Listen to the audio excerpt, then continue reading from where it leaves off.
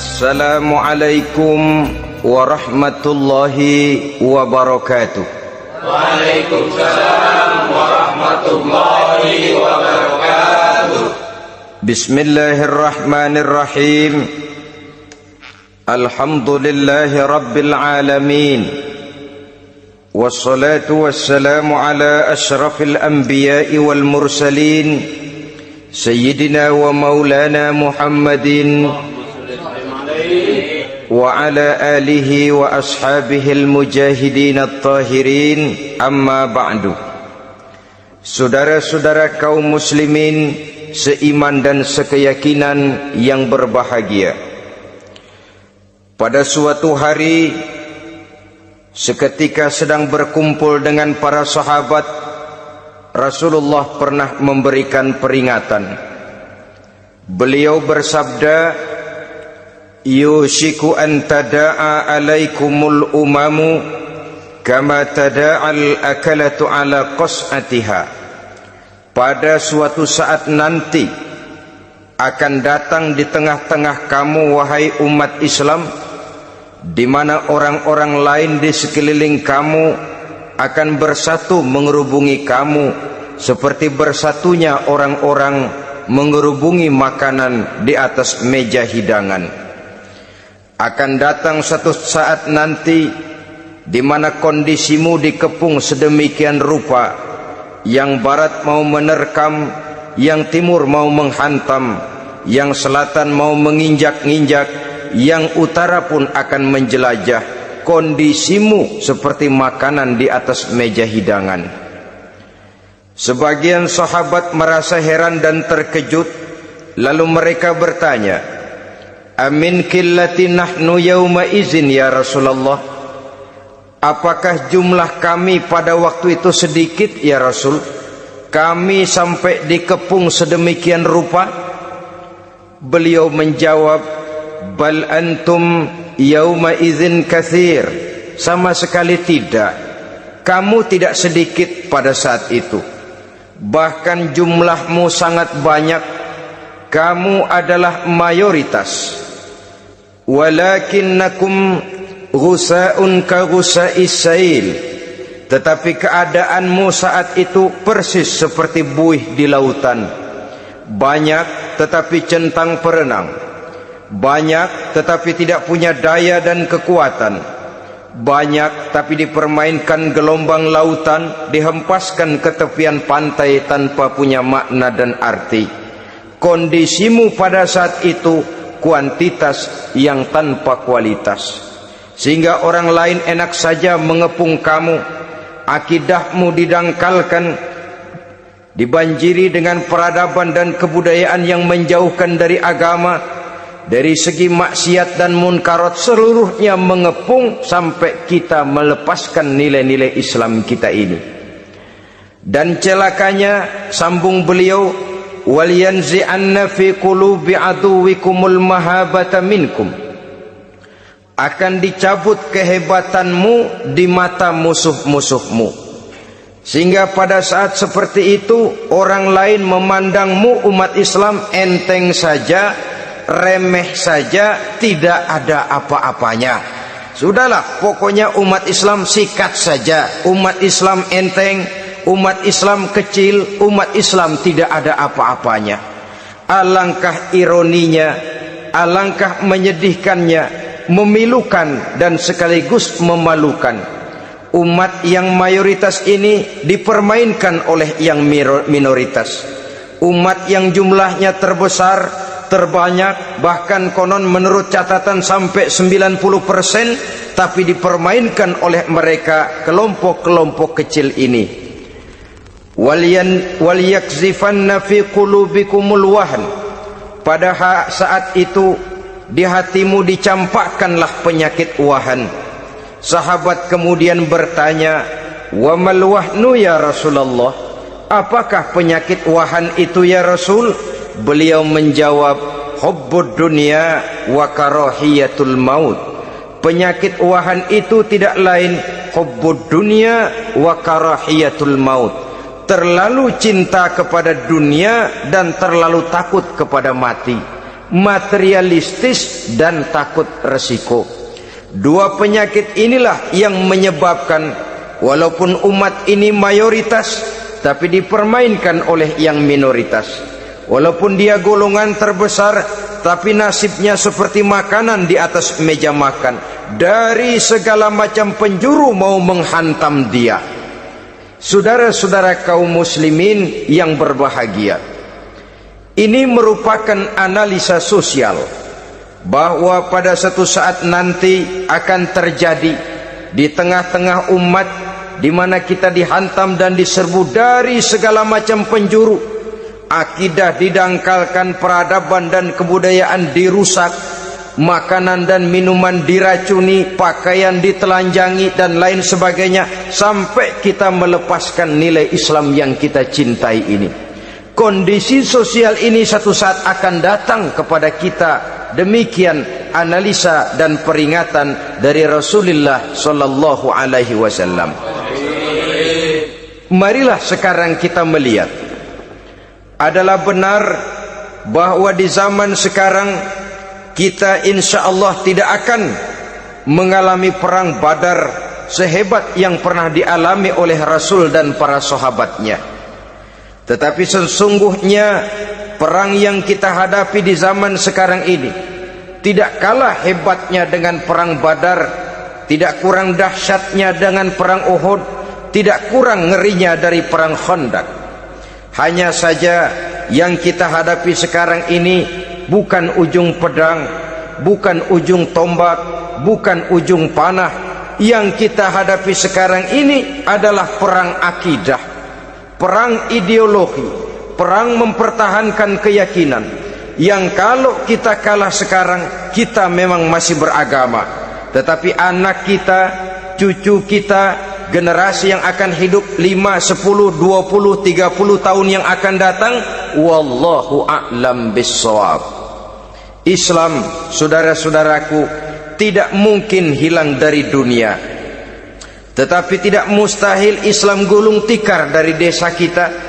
Tidak mustahil Islam gulung tikar dari kampung dan kota kita, jikalau kita tidak menjaganya, jikalau kita tidak memeliharanya, bahkan jikalau kita tidak mewariskannya kepada anak-anak kita, generasi yang akan datang. Marilah kita mengingat sejenak bagaimana Islam di Spanyol yang pernah jaya, pernah mewarnai daratan Eropa, dan yang sekarang hanya sekedar tinggal ceritanya saja. Ini pernah diperingatkan oleh Rasul dalam satu hadis, sayati ala ummati zamanun la yabqal Islam illa ismun wala minal Quran illa rasmun. Akan datang satu masa di tengah umatku di mana pada masa itu Islam ada tapi hanya tinggal sekedar namanya saja, dan Quran pun ada tapi cuma sekedar tinggal tulisannya saja.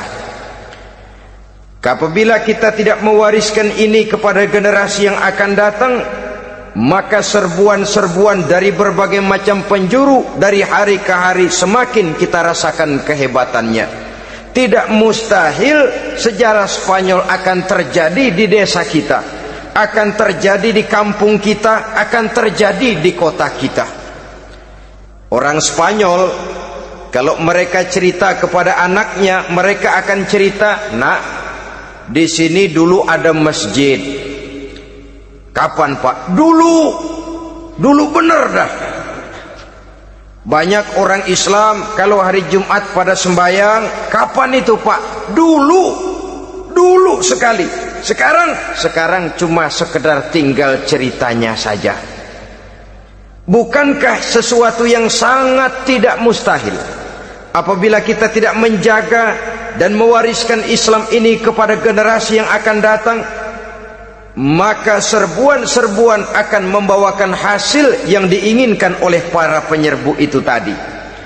Kita sudah menjadi umat yang mayoritas, tetapi umat yang mayoritas ini menurut Rasul dikepung sedemikian rupa, akidahnya didangkalkan, peradaban dan kebudayaannya ditekan sedemikian rupa, kehidupan sosialnya dibuat individualis, kemudian dari segi pergaulan, pakaian, makanan, minuman dan sebagainya diracuni, sampai dia tidak lagi berpegang teguh kepada agamanya. Dan dikala itu hilang kehebatan umat ini di mata musuh-musuhnya. Orang lain memandang kita ringan saja, enteng saja, satu umat yang sudah kehilangan wibawa. Padahal konon kabarnya kita mayoritas, tapi enak saja dikutak-kutik orang lain.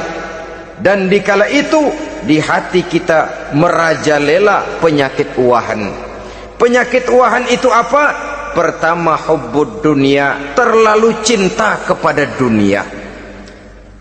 Terlalu cinta kepada dunia yang menyebabkan kita lupa akan tanggung jawab dan kewajiban, lupa meneruskan dan mewariskan Islam kepada generasi yang akan datang.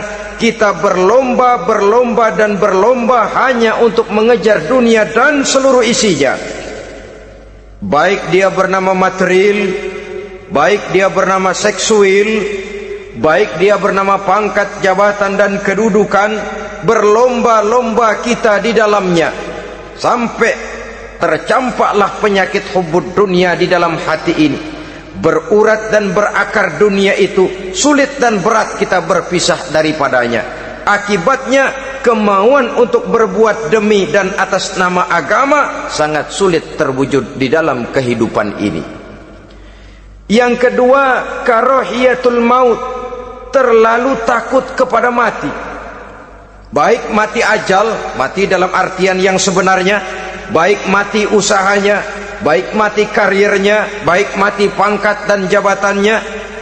Sehingga dengan demikian akibatnya jatuhlah kita menjadi umat yang kehilangan wibawa di mata orang lain. Saudara-saudara kaum muslimin rahimakumullah, saya katakan tadi, perang yang kita hadapi di zaman sekarang adalah perang akidah. Perang menghadapi peradaban dan kebudayaan yang menghancurkan moral daripada anak-anak kita. Perang menghadapi banjirnya maksiat dan munkarat, yang di tengah-tengah itu, di samping berkewajiban menjaga diri dan keluarga, kita pun juga berkewajiban menjaga anak-anak kita, generasi yang akan datang, mengarahkan dan mendidik mereka sesuai dengan yang dikehendaki oleh Allah Subhanahu wa ta'ala. Oleh sebab itu, pada pertemuan kali ini yang akan saya bicarakan ialah bagaimana idealnya seorang muslim lebih dahulu memberikan pendidikan kepada anak-anaknya. Di tengah satu situasi dan kondisi di mana serbuan datang silih berganti melanda dan menghantam umat Islam, kemana anak-anak kita ini harus kita arahkan? Karena kita orang tua mempunyai tanggung jawab. Anak adalah amanah, menyia-nyiakan amanah adalah dosa, dan dosa itu merupakan satu dosa yang besar. Bahkan orang tua bisa saja masuk neraka kalau tidak bertanggung jawab tentang anak-anaknya. Satu riwayat menjelaskan, ada orang soleh, ngajinya cukup, solatnya cukup, puasanya cukup, zakatnya cukup, di mana ada majelis taklim hadir, baca Quran hobi, fitnah orang tidak pernah. Di akhirat setelah disidang dia ternyata lebih banyak kebaikannya daripada kejahatannya, maka dia pun diperintahkan dan dipersilahkan masuk ke dalam surga. Giliran anaknya disidang, biang okem nih anak. Ditanya, siapa Tuhanmu? Tidak tahu. Siapa nabimu? Tenyaho. Apa kitabmu? Ora gelem. Kamu pernah sholat? Tidak. Zakat? Tidak. Puasa? Tidak. Judi? Hobi. Zina? Tiap malam. Mabuk? Berat. Wah, brengsek kamu. Kebaikan tidak ada barang sedikit pun, sementara kesalahan dan dosa berlipat ganda. Kamu neraka. Anak ini protes. Benar, saya tidak kenal siapa Tuhan saya. Saya tidak tahu siapa Nabi saya tidak tahu kitab suci dan kiblat saya tidak solat, tidak zakat, tidak puasa. Tiap malam saya judi, saya zina, saya mabuk. Tapi saya kerjakan semua itu karena saya tidak tahu dan orang tua saya tidak pernah memberitahu saya. Dia enak-enakan hadir di majelis taklim, saya nyekek botol, didiemin saja. Dia enak-enakan baca Quran, saya zina, didiamkan saja. Saya bukan tidak mau, orang tua saya sama sekali tidak pernah mendidik saya. Dia mau benar sendiri. Maka kalau sekarang saya harus masuk ke dalam neraka, saya menuntut agar orang tua saya ikut sama-sama bergabung dengan saya ke dalam neraka. Gara-gara dia tuh saya jadi begini. Orang tuamu yang mana? Tuh, yang barusan mau ke surga. Ini orang tua yang sudah mau berangkat ke surga dipanggil. Sebentar dulu mas. Ini benar anak kamu? Iya pak. Waktu di dunia kamu tidak pernah ajarin dia ngaji? Sampai dia tidak kenal Tuhannya, tidak kenal nabinya, tidak kenal kiblat dan kitab sucinya? Iya pak. Dia tidak sholat, kamu diamkan saja. Dia tidak puasa, tidak zakat, kamu bersikap masa bodoh. Bahkan dia judi, dia zina, dia mabuk, kamu pun berdiam diri saja. Iya pak. Tahukah kamu bahwa anak ini adalah amanah? Menyia-nyiakan amanah artinya khianat, dan khianat adalah dosa yang sangat besar. Kamu tidak bertanggung jawab, maka kamu, anakmu gabung ke dalam neraka. Saudara-saudara kaum muslimin rahimakumullah, itu sebabnya Allah pesan benar-benar, ya ayyuhalladzina amanu qu anfusakum wa ahlikum nara. Hai orang-orang yang beriman, jaga dirimu dan keluargamu, istri, anak, orang-orang yang menjadi tanggung jawab dan kewajiban kita, jaga dan pelihara mereka dari api neraka. Saudara-saudara kaum muslimin, lalu kalau kita orang-orang tua yang hidup di zaman sekarang ini sudah sering beristighfar, mengurut dada, melihat situasi, membaca peta keadaan, konon tantangan yang akan dihadapi oleh anak-anak kita 15, 20, 25 tahun yang akan datang jauh lebih berat dari apa yang kita hadapi sekarang ini. Maka adalah wajar jika kita sebagai orang tua yang cinta kepada agama, cinta kepada anak-anak kita, berpikir untuk mewariskan nilai-nilai yang luhur ini kepada anak-anak kita generasi yang akan datang. Bagaimana pada mulanya kita harus mendidik mereka? Mari kita telusuri apa yang dicontohkan oleh Al-Quranul Karim. Orang-orang tua bijaksana yang diceritakan dalam Al-Quran, kalau sudah berpikir tentang anak-anaknya generasi yang akan datang, pendidikan pertama yang diberikan kepada anaknya ternyata adalah persoalan akidah. Nabi Ibrahim, pertanyaan yang paling merisaukan beliau buat anak cucunya ialah, ma ta'buduna min ba'di. Saudara bisa lihat surah Al-Baqarah ayat 133. Anak-anakku, kalau pada satu saat nanti aku, ayahmu ini sudah tidak ada lagi, meninggalkan kamu semua, meninggalkan kehidupan dunia ini, ma ta'buduna min ba'di, apa yang akan kamu sembah nak kalau ayah sudah tidak ada lagi?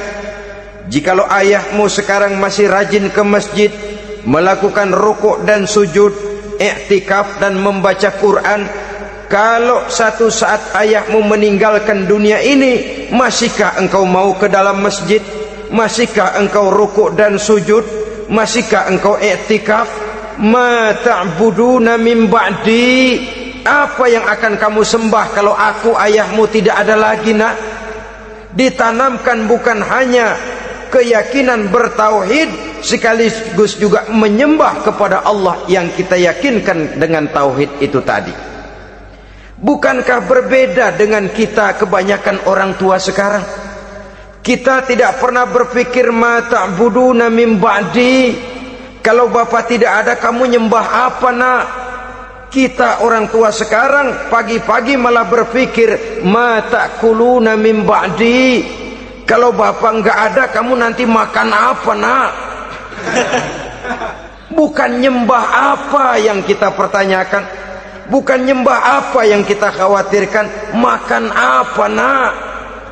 Maka yang dicari lalu sekolah-sekolah yang bonafit, yang tidak peduli apakah itu merusak imannya, mematikan akidahnya, menghancurkan keyakinannya. Yang penting ada jaminan hari depan bisa dapat lapangan kerja.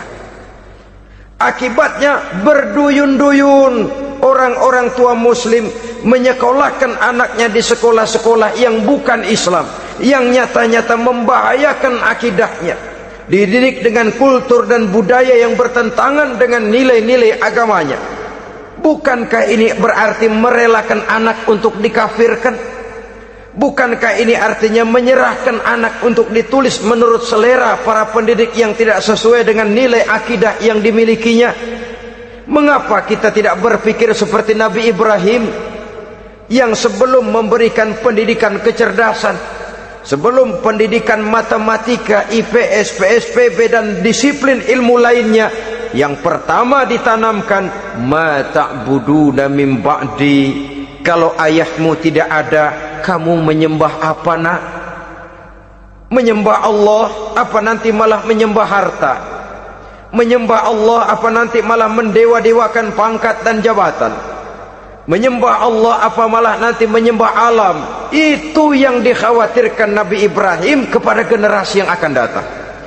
Dan itu saudara-saudara yang seharusnya mengkhawatirkan kita kepada anak-anak kita, generasi yang akan datang. Lihatlah serbuan akidah di zaman sekarang ini. Dimanfaatkan kemiskinan kita umat Islam, diberikan kita tawaran berupa beras, pakaian, obat-obatan, kalau perlu beasiswa, asal bisa melepaskan keislaman kita ini. Bertahap, sedikit demi sedikit, step by step, shibran bi shibrin wa zira'an bi zira'in.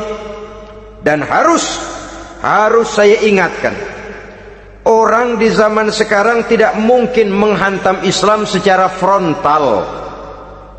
Tidak mungkin menghantam Islam terang-terangan, apalagi mengerahkan satuan militer. Tidak. Orang berhitung bagaimanapun kondisi dan kualitasnya umat Islam, mereka masih punya satu modal penting, fanatisme agama.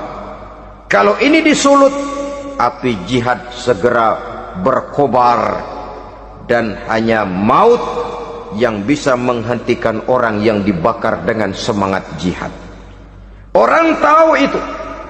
Betapa Uni Soviet kedodoran menghadapi mujahidin Afghanistan yang disulut oleh semangat jihad yang berkobar dengan persenjataan yang primitif ketimbang persenjataan Uni Soviet. Entah mereka pantang surut mundur ke belakang. Jadi jangan mimpi bahwa orang mau menghantam Islam ini dengan melarang pengajian, meruntuhkan masjid, menyegel pondok pesantren. Tidak. Melarang orang sholat. Tidak. Kalau perlu masjid diperbanyak, musola diperbesar. Tapi bikin itu masjid seperti museum, besar, megah, mercusuar, tapi bikin seperti museum. Tempat orang kagum, tempat orang memuji, tapi sunyi dari nilai-nilai ibadah. Saudara-saudara kaum muslimin, untuk sampai kepada penghantaman akidah, jalan yang paling mudah dirintis sekarang ini secara bertahap dan sistematis, memisahkan umat Islam dari Islamnya. Biarkan mereka bernama muslim, biarkan di atas kartu penduduknya tertulis agama Islam, tapi tanamkan budaya-budaya yang menyebabkan cara bergaul mereka, cara berumah tangga mereka, cara bertetangga mereka, sampai kepada cara mereka berpakaian, cara mereka bergaul, cara mereka makan dan minum, cara mereka mendidik dan menyekolahkan anak sama sekali tidak lagi mencerminkan nilai-nilai yang islami. Itu sudah satu usaha yang paling praktis, memisahkan umat Islam dengan Islamnya.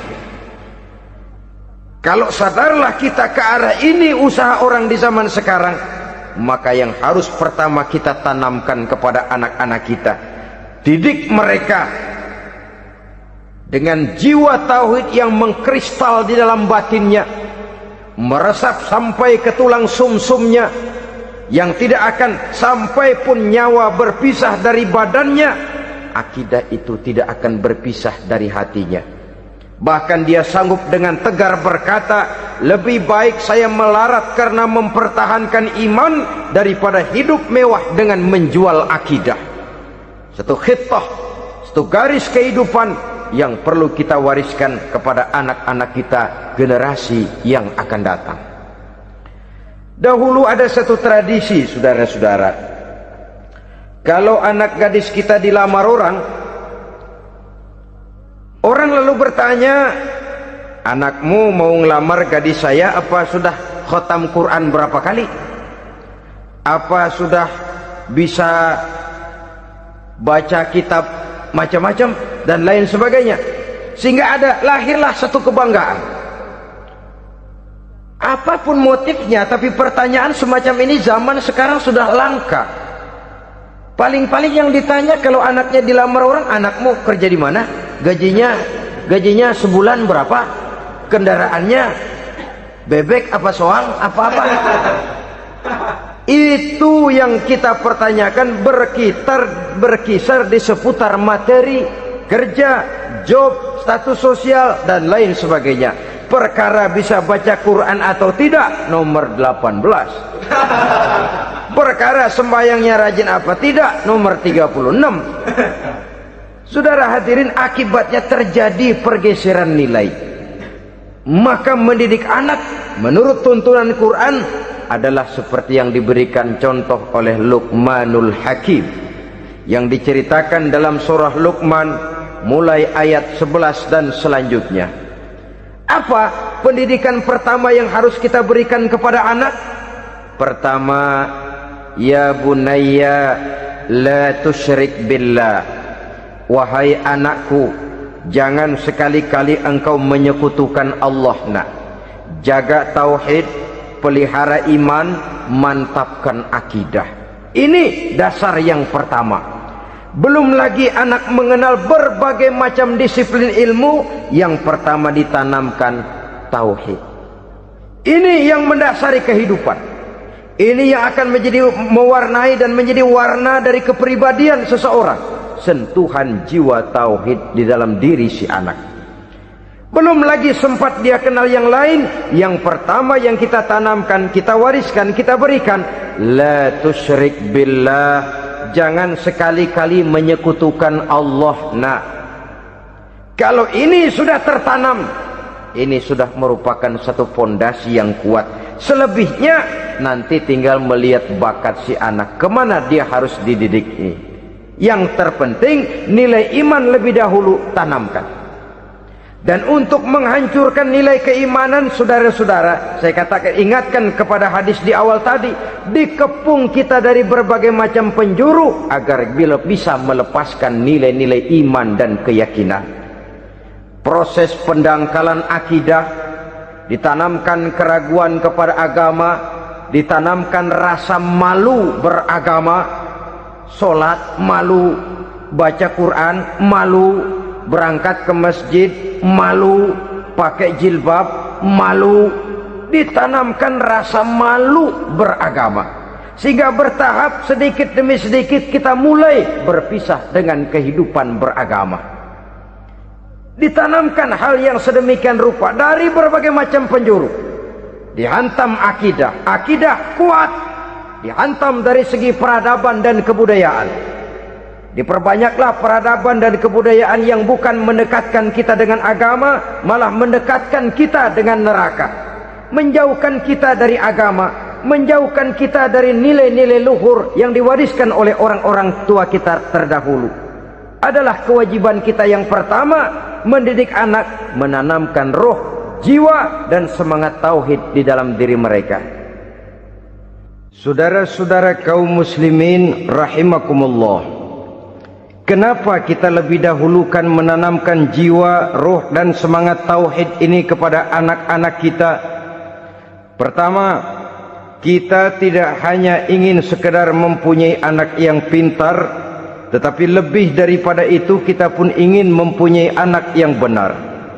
Segala macam disiplin ilmu, segala macam bentuk penalaran ilmiah dan pengisian intelektualitas manusia mungkin di satu sisi akan membuat dia pintar, tapi di sisi lain belum tentu akan membuat dia benar. Nabi pernah memberikan peringatan, man izdada ilman walam yazdad huda lam yazdad minallahi illa bu'da.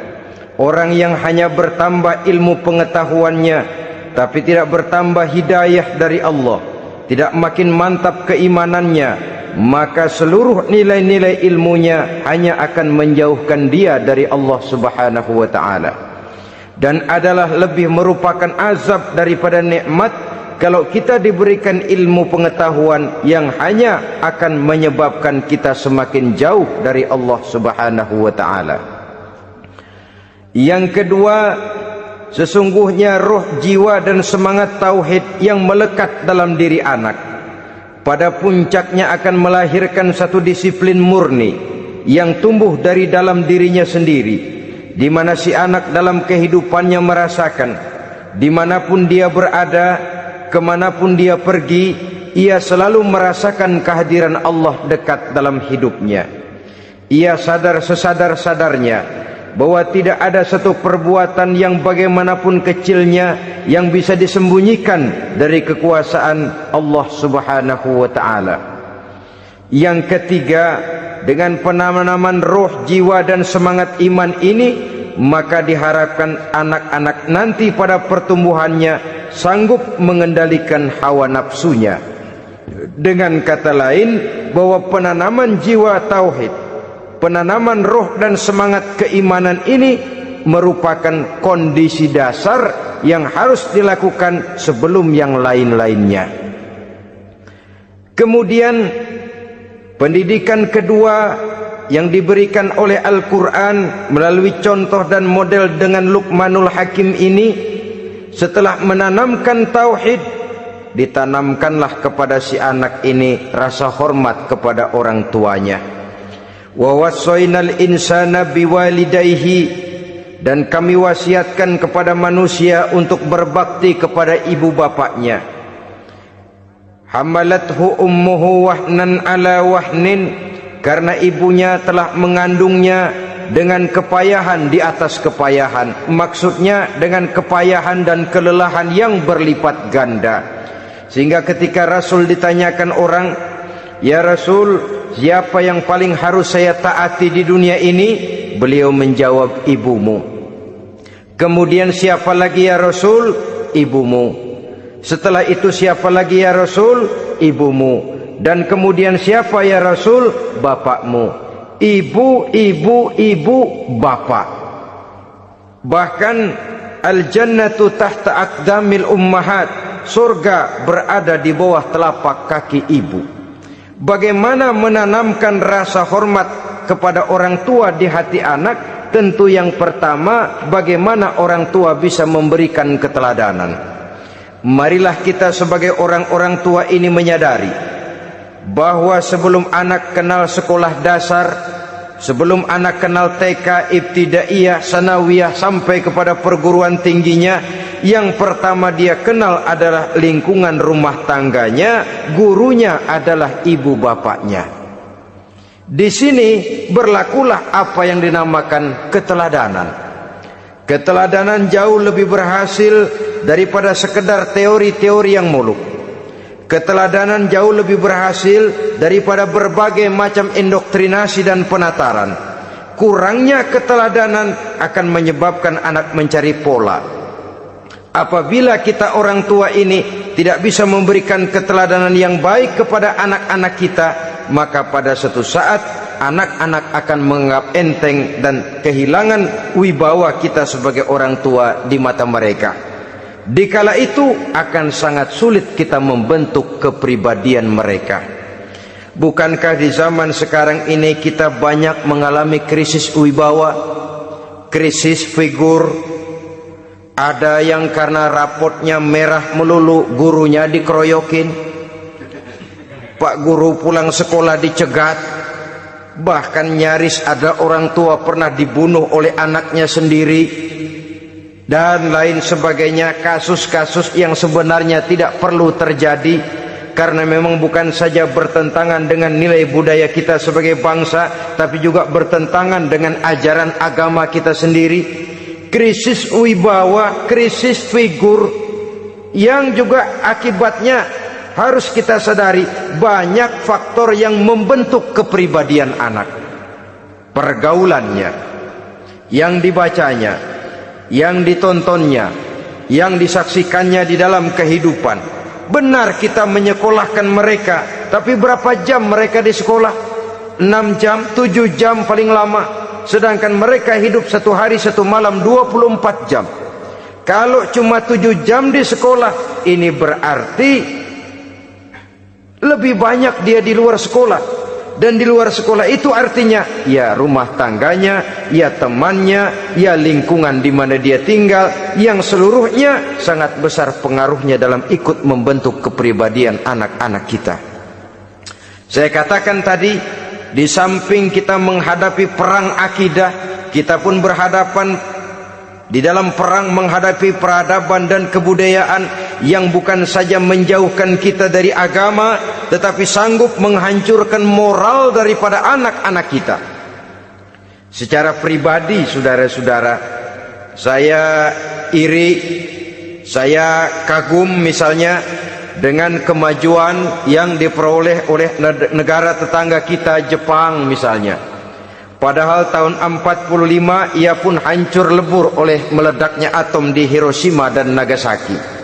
Tapi bagai satu tenaga raksasa kemudian Jepang bangkit menjadi satu negara superpower di Asia. Bahkan gurunya saja Amerika sekarang ini kewalahan menghadapi perang dagang dengan Jepang ini. Dan yang menarik, Jepang bisa maju dan modern dengan tetap menjadi Jepang, tanpa harus kehilangan identitasnya sebagai satu bangsa, tanpa harus kehilangan kepribadiannya sebagai satu bangsa. Sebagai negara yang sedang berkembang, kita sering latah, kita ingin meniru Barat, tapi bukan teknologinya, westernisasinya yang kita tiru, bukan isinya, kulitnya yang kita ambil. Akibatnya apa? Modernnya belum, orangnya sudah Barat. Bergaulnya sudah cara Barat, berumah tangganya sudah cara Barat, berpakaiannya sudah cara Barat, mendidik anaknya sudah cara Barat. Di mana ketemu orang tua cukup hello daddy. Kulitnya kita ambil, sementara isinya kita campakkan. Ironi dan menyedihkan. Padahal kita sesungguhnya bisa maju dan modern, bisa mengejar segala ketinggalan dan keterbelakangan kita, dengan tetap menjaga nilai-nilai luhur budaya kita sebagai satu bangsa, mengambil isinya, dan kalau memang tidak perlu lalu mencampakkan kulitnya.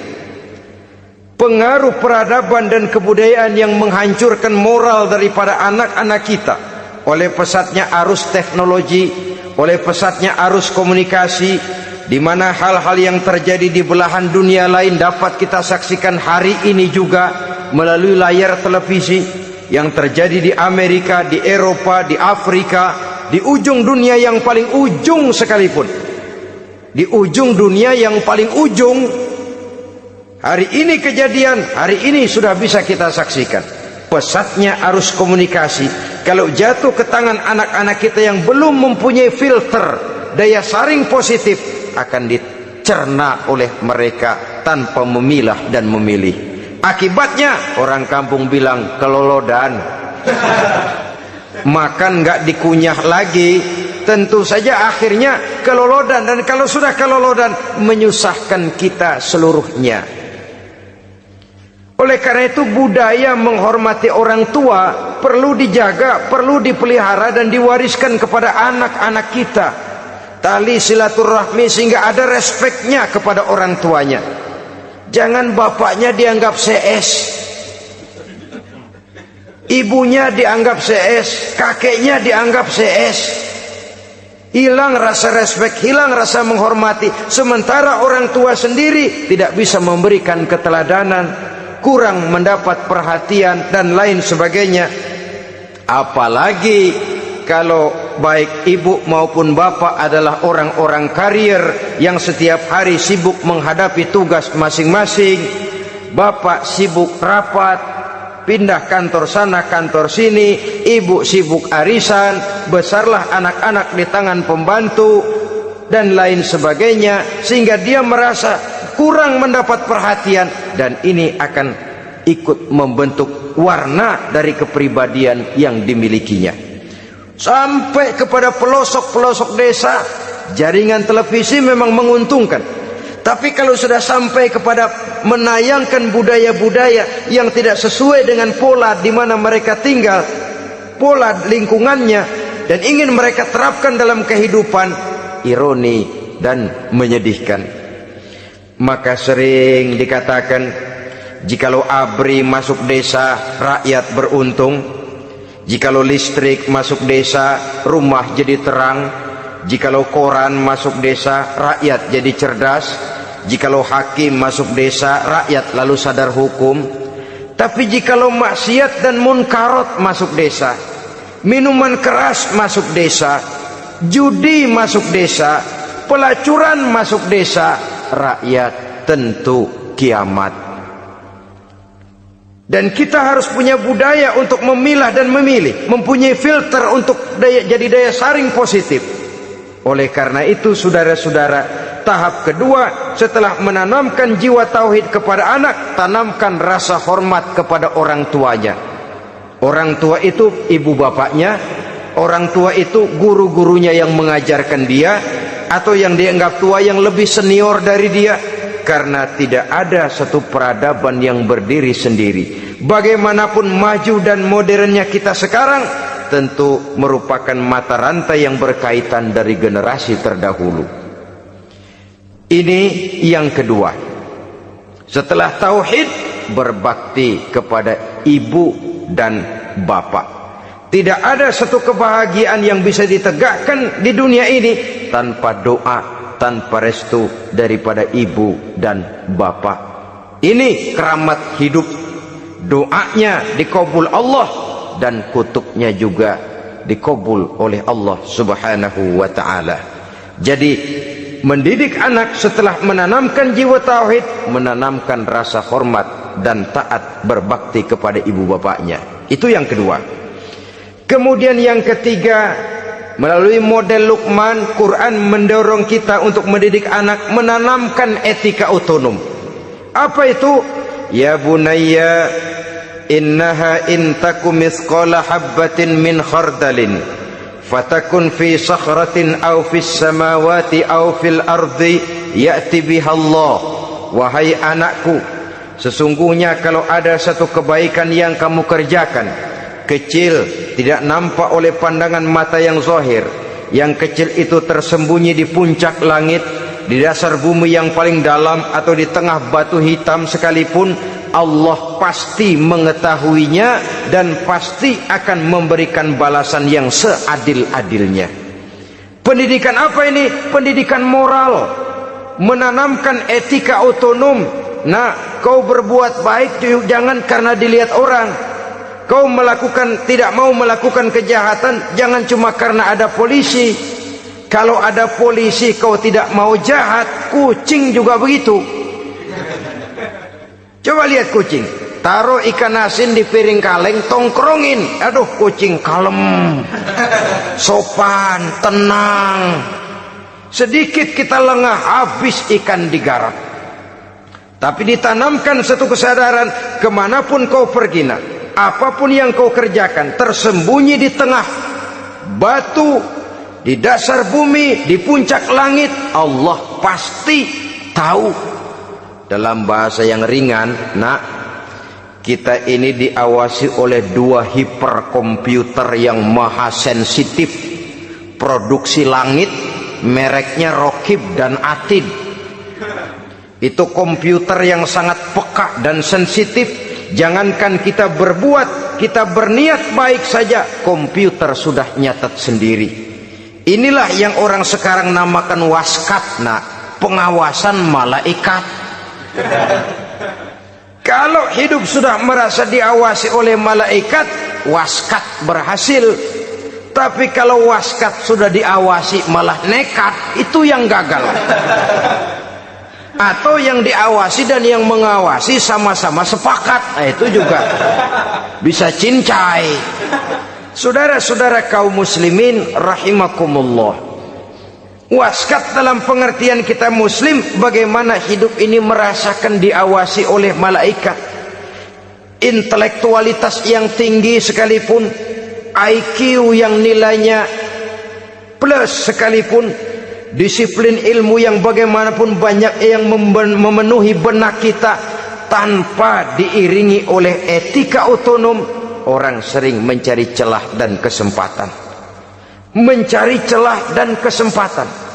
Tapi kalau sudah merasa kemanapun saya pergi, dimanapun saya berada, kebaikan bagaimanapun sekecilnya saya lakukan, toh Allah pasti akan memberikan balasan. In khairan fa khairun, wa in syarran fa syarrun. Jikalau baik, baik balasan yang kita terima. Jikalau jahat, jahat kejahatan yang kita terima. Kalau sudah ke arah ini kita berpikir, maka sesungguhnya kalau kita berbuat baik kepada orang lain, hakikatnya kita sudah berbuat baik kepada diri kita sendiri. Lalu tidak ada merasa rugi berbuat baik kepada orang. Karena manakala dia melakukan kebaikan kepada orang lain, artinya dia sudah berbuat baik untuk dirinya sendiri. Jadi setelah tauhid, kemudian berbakti kepada ibu bapak, yang ketiga baru pendidikan tentang akhlak, tentang moral. Pola ini yang sering terlupakan oleh kita, bahwa bagi kita itu pendidikan tidak lain upaya mencerdaskan otak anak. Jangan sampai sebab ini kelihatannya pembangunan makin maju, persaingan hidup makin tajam, tensi ekonomi semakin tinggi, sementara jumlah tenaga kerja dengan lapangan kerja yang tersedia jauh dari mencukupi. Jikalau tidak membekali anak dengan pendidikan yang menunjang lapangan pekerjaan, orang tua khawatir, takut sekali anaknya jadi gelandangan. Dikhawatirkannya kehidupan dunia ini, sementara dia lupa kalau anaknya bisa jadi gelandangan di akhirat. Padahal selama-lamanya gelandangan di dunia paling seumur manusia itu 60 tahun, 70 tahun lah umur orang sekarang. 70 itu sudah luar biasa itu. Tapi kalau harus menggelandang di akhirat, menjadi gelandangan di akhirat, alangkah menyedihkannya. Apakah akan kita korbankan satu kehidupan yang langgeng, abadi, cuma karena tertipu oleh fata morgana dan kamuflase? Kita korbankan yang sedikit, kita korbankan yang besar karena kita memilih yang sedikit. Dalam bahasa Al-Quran memang pernah diceritakan hidup ini hakikatnya perlombaan, saudara-saudara. Perlombaan. Dan di dalam perlombaan itu ada yang menang, ada yang kalah.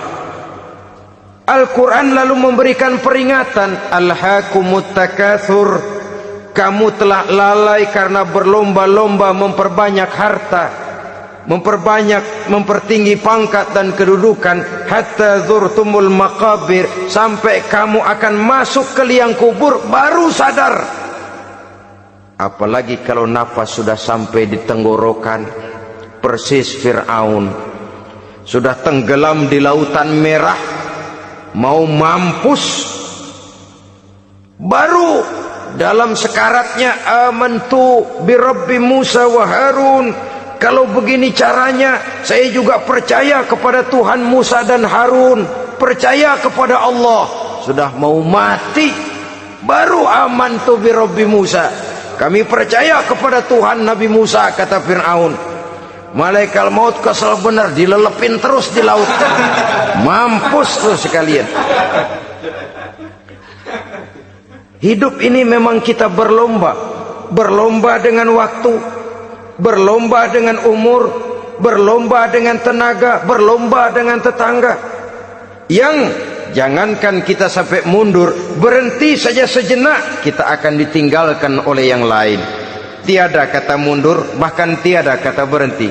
Sekali kita melangkah, melangkahlah terus. Tapi berlombalah seperti yang dikehendaki Quran. Fastabiqul khairat.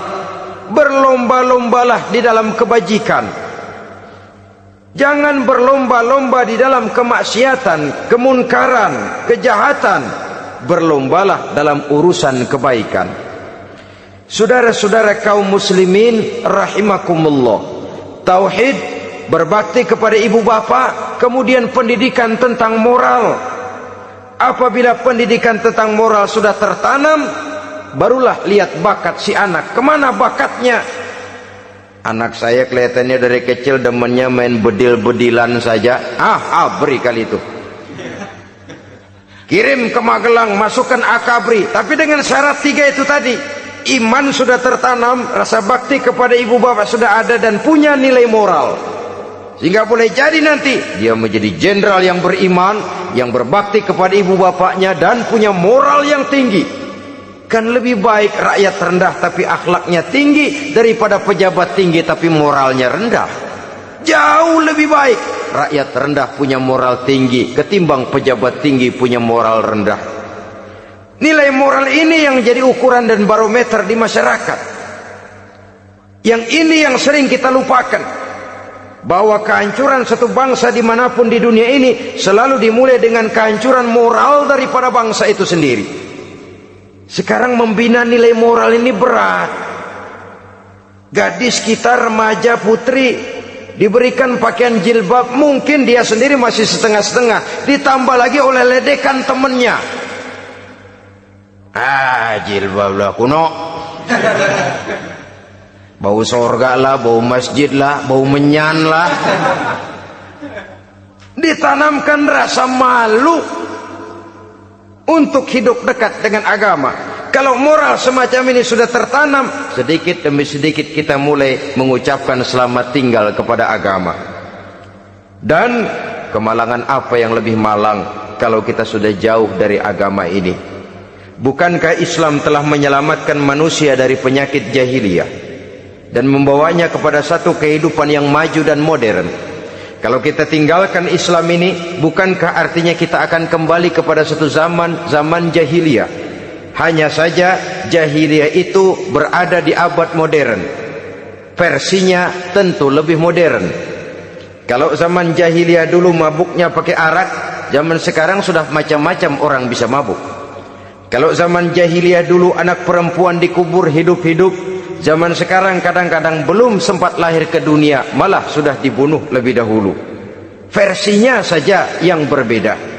Kalau di zaman jahiliyah dahulu manusia menyembah batu yang bernama Latta, Uzza, Manat dan Hubal, di zaman jahiliyah modern sekarang ini orang sering menyembah kepala bagiannya, sering menyembah atasannya, sering menyembah komputer, sering menyembah teknologi modern yang lebih diyakininya daripada Allah sebagai keyakinan sentral di dalam hidupnya. Saudara-saudara kaum muslimin rahimakumullah. Jadi yang ketiga, nilai moral yang ditanamkan kepada anak-anak kita supaya dia bisa menghadapi tantangan-tantangan hidup yang semakin berat ini dengan tetap berpegang teguh kepada nilai-nilai moral yang diwarnai oleh jiwa keimanannya yang bersumber dari ajaran agamanya. 3. Kemudian yang keempat, barulah tatanan kehidupan sehari-hari. Apa kata Luqman? Ya bunayya aqimis shalah. Setelah bertauhid, berbakti kepada ibu bapa, punya nilai moral. Ya bunayya aqimis shalah, nak dirikan solat. Rumah tangga muslim. Anak berumur 7 tahun sudah berani meninggalkan solat, kata Nabi, pukul. Bukan untuk menyakiti, untuk mendidik. Karena sayang kepada anak. Saudara-saudara, kita khawatir betul kepada anak. Kalau dia pulang dari sekolah, buru-buru kita sebagai orang tua bertanya, sudah makan nak? Sudah istirahat nak? Tapi jarang kita sebagai orang tua melontarkan, sudah sholat nak? Bahkan kita bisa memberikan sugesti kepada anak. Nah, kalau kau naik kelas 1 sampai naik ke kelas 2, bapak beliin sepeda. Tamat SD nak, motor. Tamat SMP nak, ke Bali kita. Tamat SMA nak, Singapura. Saudara-saudara, tapi kalau untuk urusan sholat misalnya, kita tidak pernah memberikan sugesti kepada anak-anak kita. Nah, kalau kau hafal Fatihah lengkap dengan artinya, bapak beliin sepatu. Nah, kalau kau bisa sholat dengan baik, cukup syarat rukunnya, bapak beliin sepeda. Ada rangsangan, ada sugesti yang membuat anak lebih tergerak untuk hidup dalam suasana keagamaan. Ya bunayya aqimis sholah, nak dirikan sholat. Sebab ini sandaran vertikal yang paling langsung antara manusia dengan Tuhannya. Menyadari bahwa sepanjang yang bisa dilakukan oleh manusia hanyalah berusaha, dan kepastian sepenuhnya ada di tangan Allah. Dengan solat kepribadianmu diperteguh, dengan solat sandaran vertikalmu kepada Allah diperkuat. Dan pada waktunya nanti Al-Quran memberikan bimbingan, hendaklah minta tolong kepada Allah dengan sabar dan tetap mendirikan solat. Ya bunayya aqimis sholat. Setelah itu wa'mur bil ma'rufi wanha 'anil munkar. Tegaklah membina yang ma'ruf, tegaklah mencegah yang munkar. Ini sikap hidup sudah. Solat tadi tugas hidup. Lalu sikap hidup tampil di tengah masyarakat, membina yang ma'ruf, mencegah yang munkar sesuai dengan kesanggupan masing-masing. Bukankah setiap kita kepingin punya anak yang bermanfaat, setidaknya bagi keluarganya, syukur kalau bisa bagi lingkungannya, bagi masyarakat, bangsa dan negaranya. Dan satu di antara tanda orang yang bermanfaat, kalau dia bisa hidup menjadi penganjur yang ma'ruf dan pencegah yang munkar. Dan itu kalau tidak ada hidayah, sulit orang mau melaksanakan itu. Sebab apa? Ada kecenderungan belakangan ini di mana agama dianggap urusan pribadi. Sehingga orang lalu sering bilang, jangan bawa-bawa agama dah, itu kan bukan urusan agama. Ini sudah ciri berpikirnya sekuler. Jangan bawa-bawa agama. Agama urusan pribadi, artinya orang mau sholat mau enggak, jangan bilang apa-apa dah, urusan dia sendirian. Dia mau puasa dia enggak, merdeka saja, urusan pribadi. Agama bukan persoalan pribadi. Apalagi jika sudah menyangkut amar ma'ruf dan nahi munkar, siap menegakkan yang baik, mencegah yang munkar, untuk tegaknya satu masyarakat yang diwarnai oleh kebaikan dan terhindar dari segala macam kejahatan. Dan terus ayat-ayat selanjutnya mencerminkan sikap hidup. Namun yang intinya, cara mendidik anak yang baik yang dicontohkan oleh Al-Quran dengan Luqmanul Hakim sebagai model. Pertama, tanamkan tauhid. Yang kedua, tanamkan rasa hormat dan berbakti kepada ibu bapaknya. Yang ketiga, tanamkan moral, nilai akhlak yang tinggi. Setelah itu yang keempat, biasakan hidup dalam suasana keagamaan. Kontrollah sholatnya, kontrollah baca Qur'annya, kontrollah puasanya di bulan Ramadan. Ajaklah anak-anak sholat berjamaah, sehingga dengan demikian dia terbiasa oleh satu suasana yang mendekatkan dia dengan nilai agamanya. Dari sana diharapkan nilai-nilai ilmu yang didapatnya dari bangku sekolah akan menciptakan keseimbangan dengan yang ditanamkan oleh orang tuanya dalam bentuk yang dijelaskan oleh surah Luqman itu tadi. Sehingga apabila keseimbangan ini terwujud, akan menjalin keseimbangan dalam pola berpikir, dan keseimbangan dalam pola berpikir akan melahirkan keseimbangan dalam perbuatannya. Terwujudlah kita harapkan insan yang fid dunya hasanah wa fil akhirati hasanah. Inilah harapan kita semua. Mudah-mudahan Allah memberikan kekuatan kepada kita untuk mewariskan nilai-nilai yang baik kepada generasi yang akan datang, sehingga esok harus lebih baik daripada hari ini, dan lusa harus lebih baik daripada hari esok. Terima kasih atas perhatian saudara. Mohon maaf atas segala kekurangan. Usikum wa nafsi bitaqwallah. Wassalamualaikum warahmatullahi wabarakatuh. Waalaikumsalam.